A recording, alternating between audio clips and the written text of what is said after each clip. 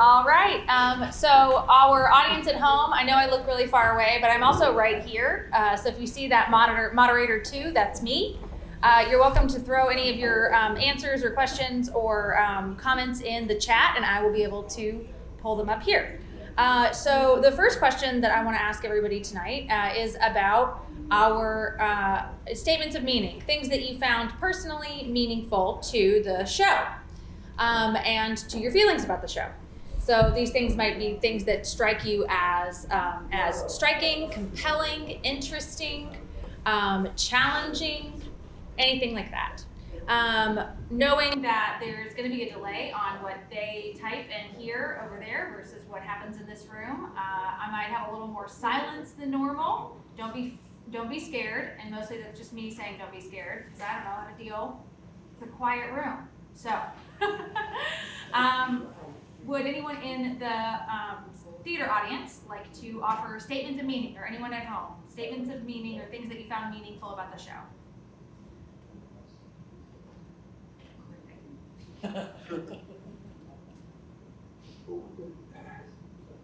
Yeah, none of us really know our family history. We just know stories about our family history.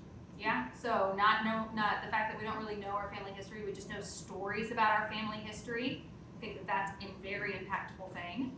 I think that that's true. Would anyone else like to offer things they found compelling or striking or interesting or difficult or humorous?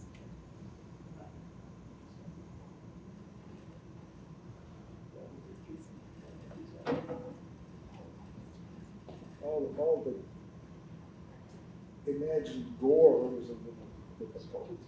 The imagined gore felt a little difficult. Was it difficult to like listen to, or difficult in your brain itself?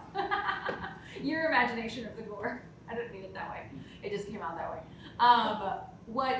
Can you expound upon that and give me a little more detail? If you can, that's if you can.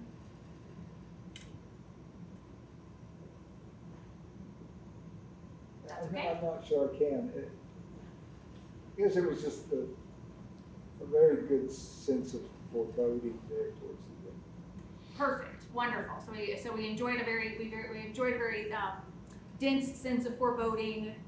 Very. I do say that one of the things that Barry does really well is provides all of the little moments in which it builds up to where it is now a little too much. You know, you hear laughter and shock all at the same time, because that's the line that our bodies run, right? All right. Does anyone else have any other statements of meaning or things that they found interesting or meaningful about the play?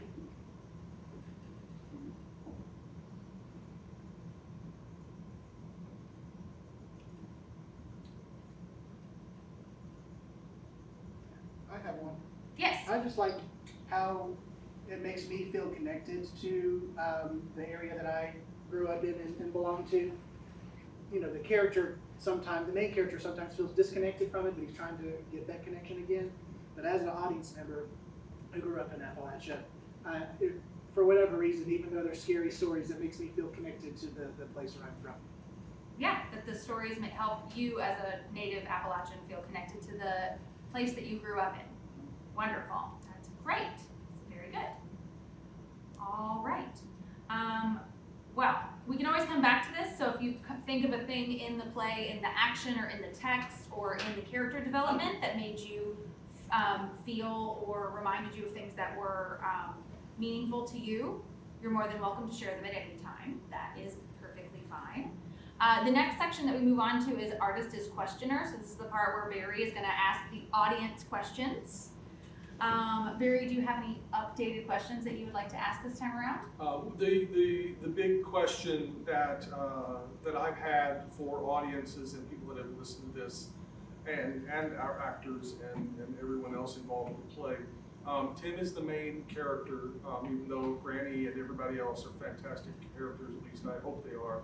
Tim is the main character, and he starts off in a certain place and he ends in a certain place. He ends with a knowledge of his family that he did not have before. But I would like to know if the audience feels that he earned the knowledge that he ends up with. Did he go on a journey that was had sufficient waypoints where he discovered a little bit more and a little bit more, and then made a change in his life to reconnect with his mother based on what he found out? So does the audience feel that that his character earned that journey that he went on, or was it the author, the playwrights, just he leading him by the nose to where he needs to go? All right, great. So does the character go on a journey that earns, does the character of Tim, the main character, go on a journey that earns him that connection that he receives at the end? Answering the phone with his mom, knowing now he has a chance to build a relationship with his uncle, that he's now made peace. Does he go on a journey that earns him that connection at the end? And remember that the playwright asks this question because they want to know the answer. They don't ask the question without being aware of the risks of what happens when you ask questions. Yes. Okay, then I'll respond. Because I didn't want it to be harshly critical. That wasn't the intention in the response. So yes, I respond yes, but it felt like it resolved all at the end. Mm-hmm. Like there was a journey, but 3/4 of the way, it didn't really feel like there was a lot of traction with it. But then he earned it by getting all that knowledge right at the end.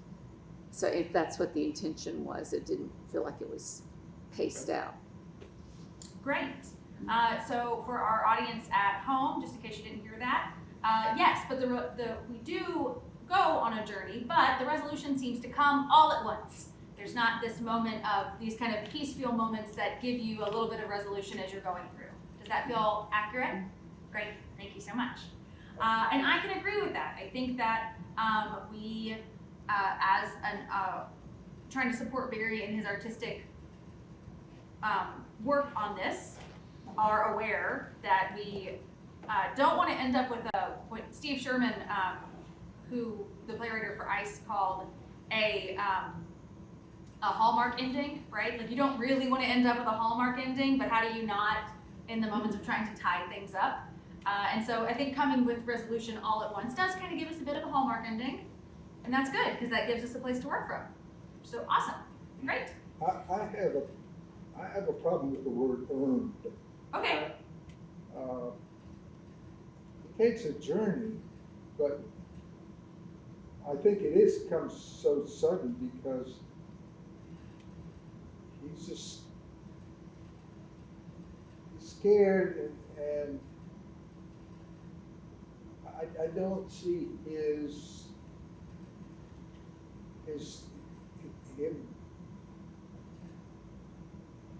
him struggling.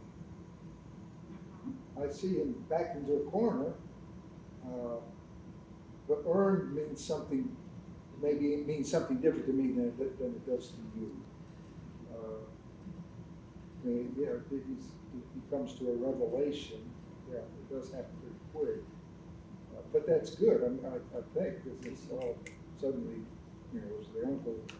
Everything was. I especially want people to come away, and if they think back at the story and they think back at where Tim ended up, I want them to feel like that he wanted something in the beginning and got it at the end, and I'm not sure that he doesn't seem to want it. He doesn't tell people that he wants it.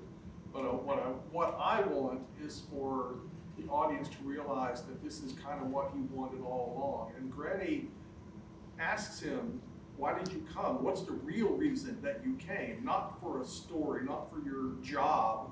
What's the real reason you came? And Tim begins to tell her that he wanted to understand his family, his roots, his history.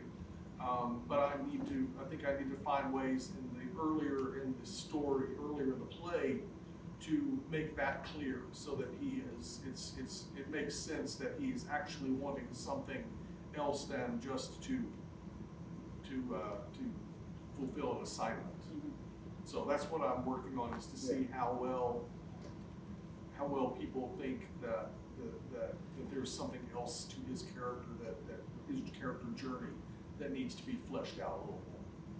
Yes, I think that's a beautiful thought process, and I'm kind of typing. If you see me typing over here, I'm typing what you guys are saying into the chat. So if anyone online can't hear, that way they have the opportunity to read it.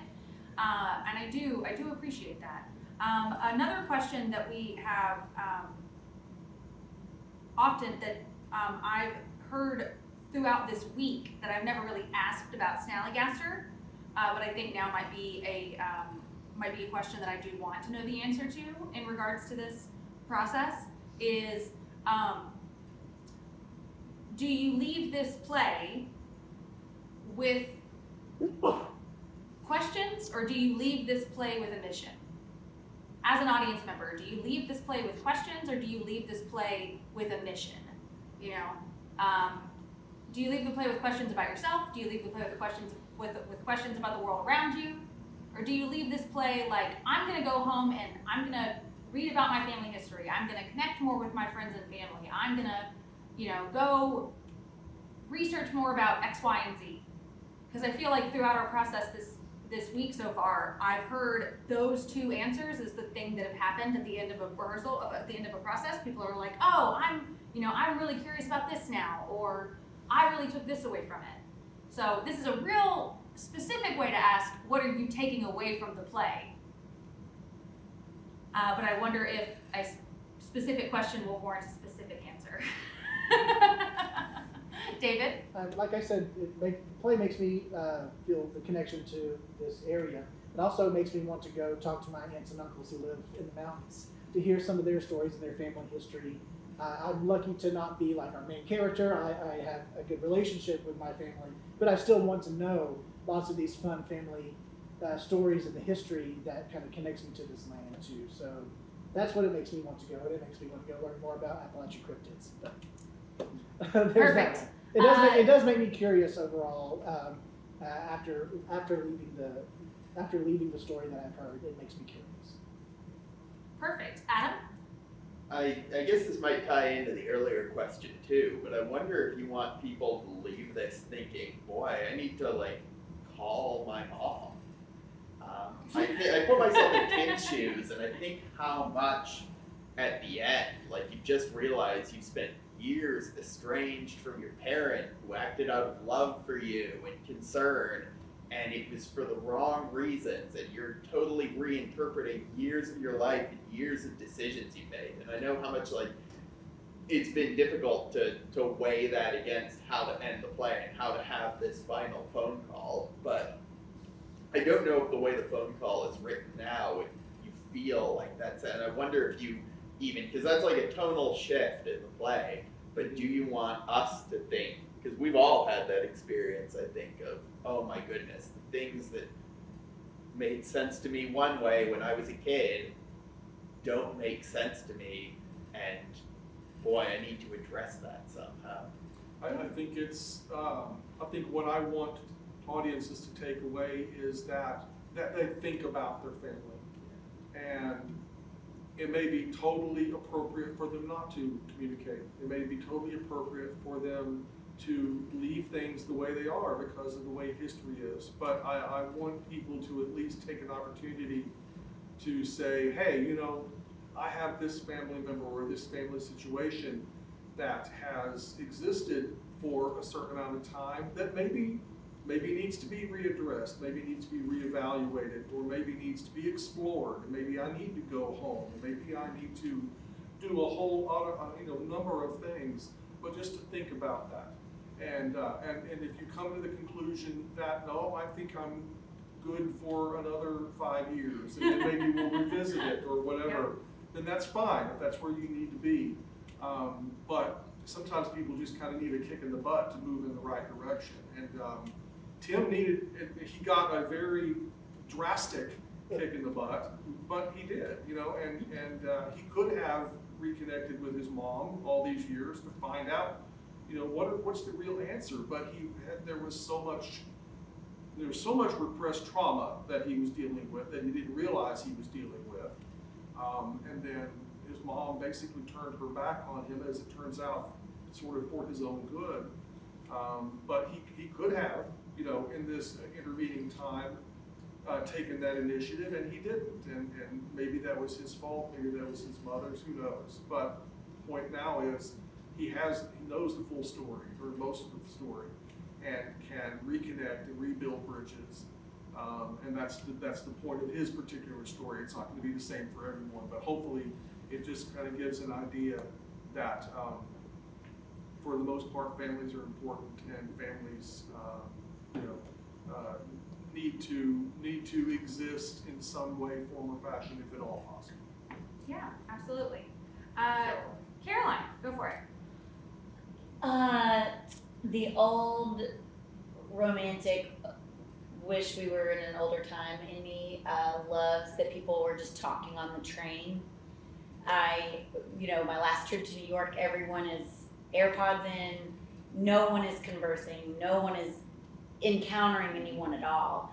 And I was thinking about this play, it's just all communication, it's just all, let's sit down, let's encounter each other, let's talk to each other, and it feels old. Do you know what I mean? Like the whole play feels old. Even Tim's office, the fact that they're like, take a train and go down there. You're like, is this 1950? Like, what is it? No one's texting really. It's like, but Playwright is old, so. Well, no, but I'm saying I love, like even Tim having to wait on Granny to shuffle, to go get a cup of tea. It like caused me to think this probably feels frustrating at the speed that we now prefer to communicate. And that's probably good for us. So that would be my mission, is that if it feels quiet or awkward or a little slow, or it doesn't quite get me what I need right now, that is probably a good thing. We could probably use more of that like artful conversation and patient encountering of people. Yeah. Yeah. I love that idea. I love that. My favorite part about the train is the righteous anger I feel for knowing that it was this close to actually existing. But I love righteous anger, so. So the next section that we come to is neutral questions. So this is where the audience gets to ask Barry questions about the play. Neutral questions are questions that don't have an opinion couched in them, which is really difficult to do, but I guarantee you that you can do it. So to practice a neutral question, to display the art, I suppose, if I'm gonna get any better at it, I've gotta try, right? I'm Barry. When you were creating the timeline of this play,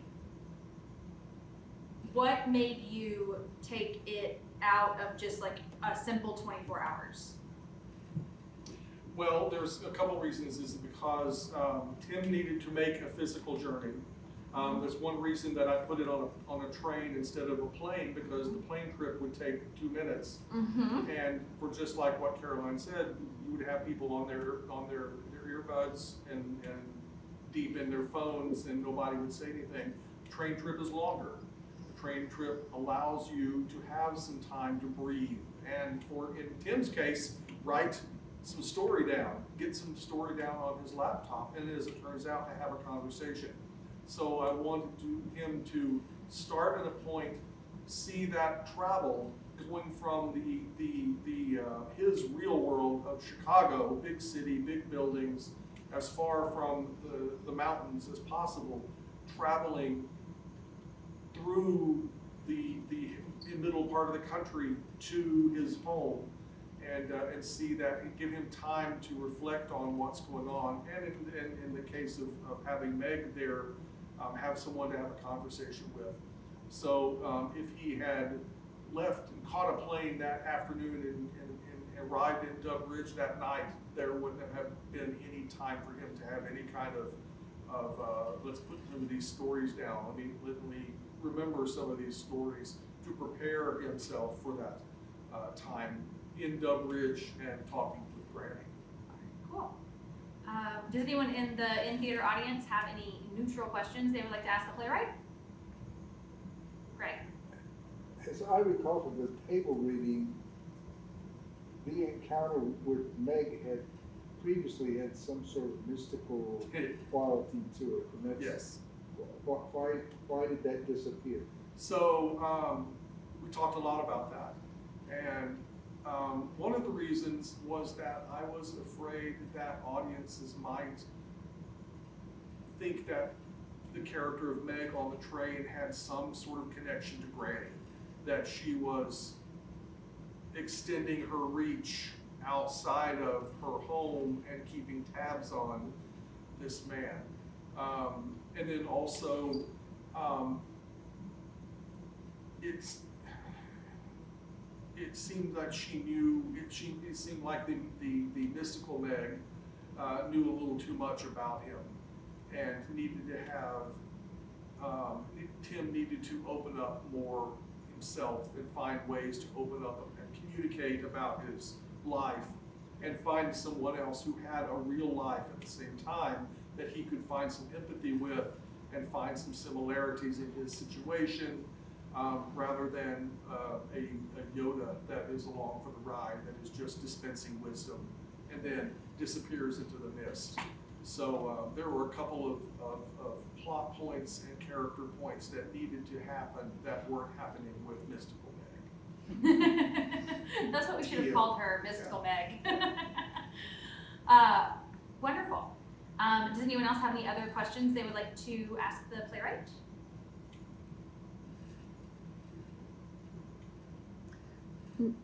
Maybe just one that I'm curious about, and I don't know if you have an answer because this would be staging and costumes, but as the description was as Granny is transforming her hair and wings and all that, and I'm trying to imagine how that's going to manifest, on the stage versus, if it were animation or, maybe CGI. But so I'm curious. I could see it hearing you say it, but when there's not a narrator saying it, I was just wondering how it would happen. When I wrote it, I've always been encouraged to write the story and let whoever produces it worry about how it's going to be staged, and if they think it's not going to be done, can't be done successfully, then we'll work on that. But I envisioned it actually as either rear projection that could be used for shadows, or so it's almost one of those things where you see it in movies where a person is walking along the street and the shadow is projected and they are something completely different, and it's a metaphor and it's all that kind of stuff. But that's the way I envisioned it. Not necessarily that she would have real physical wings that would suddenly sprout from her back. Although if someone wants to figure out how to do that, I'm all for it. But I think it might be more effective to do it that way, and to see the billowing hair, where you wouldn't necessarily see it on the physical actor who is there on stage. You would see some practical, hopefully, see some practical effects, because you can do that pretty easily with wigs and things like that, and the actual stature. Caroline started off with a very pronounced hunch, and then was able to rise up and stand straight during that transformation, and that was a big part, as much as almost anything else that was written, to indicate that she was not the little old granny, the little old woman that she appeared to be. So there's a whole combination of practical wigs and things like that, and projection and shadows and those kind of things, and then just the skill of the actor too. I think would hopefully all combine to make a pretty effective effect, hopefully. Thank you. This is me typing his notes, I'm so sorry. I know. Yes, I am of the stage company folk, I'm the one who immediately wants to grab every play that has like some weird technical thing in it, and I'm like, I'm gonna figure out how to do it. And that has only gotten me in trouble a couple of times. But that's one of the things that I love, that drew me to this play, was that technical difficulty, right? And finding ways to make it happen. And, that, kudos to Barry for having stage directions that do provide enough visual detail so that an audience member kind of still understands what's happening. And so that's a wonderful thing to see. Does anyone else have any other questions they would like to ask the playwright? All right, great. Adam. I've got one that comes from my girlfriend, who is a journalist, who on the way home said, I just can't help thinking, did he finish this story? Did he end up writing the piece? Did Tim Did write Tim, this? yeah, did Tim write the story he was set out for? The short answer is I don't know. The longer answer is it's what the audience feels like he would do, and hopefully as a playwright, and this kind of goes back to Tim, what we were talking about before. What information and what feelings does he come away from this encounter? Does he have enough professional responsibility to say, okay, I went through this really weird, wild, supernatural, I don't quite understand what the hell's going on adventure, and he says to Harry, nobody's going to believe me, but it might make a great novel. So maybe he writes a fictional story about his encounter, or maybe I did. Or maybe you did. Yeah. Da-da! All right, the last section is permissioned opinions. So this is the part where we get to offer our opinions to the playwright. In this section, what we do is we ask, we say, Barry, I have an opinion about your stage directions. Would you like to hear it? And Barry's allowed to say yes or no. Yeah. Yes. Okay, great. Yes. Yes. Thank you. Yes. Would anyone like to offer any permissioned opinions to Barry, or have any opinions they would like to share? Barry, I have an opinion about structure. Would you like to hear it? About what? Structure. Structure, yes, please. I'm not sure it's really structure, but I think the, I guess call it device of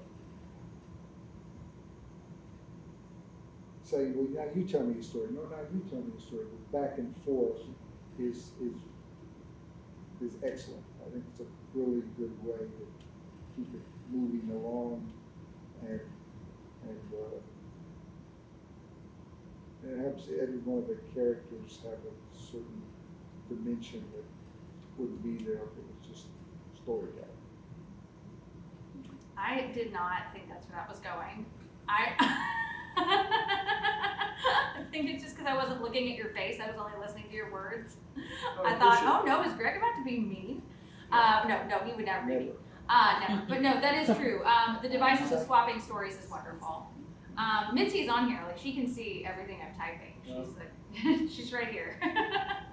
Well, thank you. No, that was, as I think most people who have heard about this play are aware, I'm not sure if everybody does, this play was written first with the second act only. Shifted a little bit to have a little bit different exposition, but it began with basically with Harry and Tim in the bar discussing why Tim was there, and then the encounter with Granny, and then that's the end. So when I came to this process with the new play festival, it needed to be a full-length play. It was only about 35 minutes long at that point. So I needed a first act. And thinking about what I wanted to accomplish in the first act, there were a couple of things that were pre-made. Was I wanted to put back in a scene that I had early in the first draft of the other one, where Tim is in Chicago and he's talking to his editor, and that got cut early on from the original version, so that got put back in. And then I thought about, okay, I need to get him to Dub Ridge, so there'll be somebody that he talks to on a plane or a train or something. But what else, what else can be done? What else is this story, what else is this play about? And it's nothing else but play about telling stories. So it came to me that Tim needs to practice telling stories. as he's moving on through this first act. And we as the audience members need to see him understand how important these stories of his past are to him, and to give him more of a reason to remember why he's going home. And so he tells what end up being roughly humorous stories, which evolve into the point where, into the second act, where he is actually in one of his stories. Right. And so I needed to go through those sections. And I debated at one point on just having him tell the stories like a storyteller would in the history that he's talking about.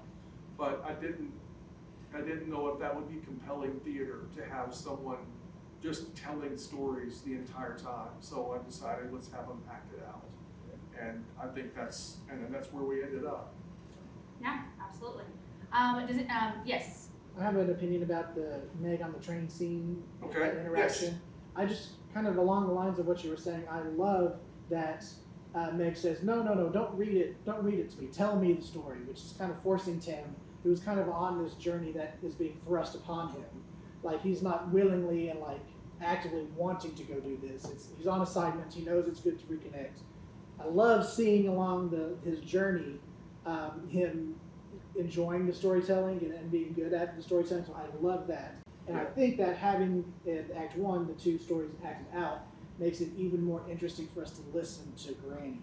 Because if we were already sitting here listening to a bunch of stories, it might have gotten monotonous, maybe, in my opinion. But I think by having the two stories acted out, when we are in the story with Tim and Granny's telling, it just makes it even more enjoyable. Right. So good on you for that.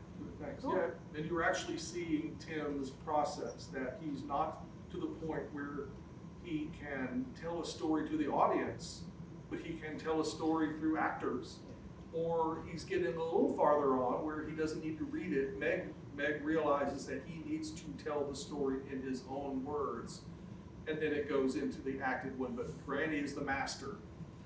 And then we get to that point later on, and then he learns how to do that. And so there's other ways to tell stories. Absolutely. Does anyone else have any opinions they would like to offer the Playwright? Okay. Our online audience is not typing a lot. They are listening and reading a lot, which is fine. All right. Well, the final part is what is next. And so the last step of the Playwright is for us to ask Barry what happens next. And I know that for us, since this is the last reading of the festival, of this play, that the next thing is for Barry to take it and go away with it, I guess, and find out what all this feedback does, how all this feedback helps, if it helps. Yep, there are a number of points that audience members and other folks have brought up through this discussion process today and last week that have really resonated with me as a writer. And I am going to go back and look at several sections of the story that you saw presented here tonight and see how it can be improved, how I can, where things can be streamlined, where certain characters may need to be tweaked a little bit in some ways. There is one character in particular that I may completely change to something else. So we'll see how that happens. I'll probably write a few pages with this other character in a different role and see how it goes. And we'll see what happens after that. But yeah, so we're done with this, with the New Play Festival with SNALLYGASTer. At this point, I will go through the regular process. I know Greg is used to this, of submitting to festivals and talking up with other people, other producers that they know, and hopefully as a result of everyone coming to see the play last week and tonight and seeing it online, that if they have an interest in seeing this and all the other ones from the festival as well, in a fully staged production format, in their own home theater or theater of someone they know, or of someone who has a trailer that they want to open up and just put out in the side of a road somewhere. Yeah, I mean, we'll be happy Any to. big open rooms, whatever you got going on. Whatever's available. And if you do enjoy this and you would like to see some other theater over this weekend, for the next 2 weekends, you can check out Dancing at Lunessa, Theater Knoxville Downtown, which is directed by Barry Wallace, and features a lot of actors that we know and love very dearly here at Tennessee Stage. And so that's what you can do next weekend for theater. Yes. Thank you all so much for sticking around. We'll see you all later. Thank you so Thank you. much. And thank you guys. Thank you for sticking around. You guys rock.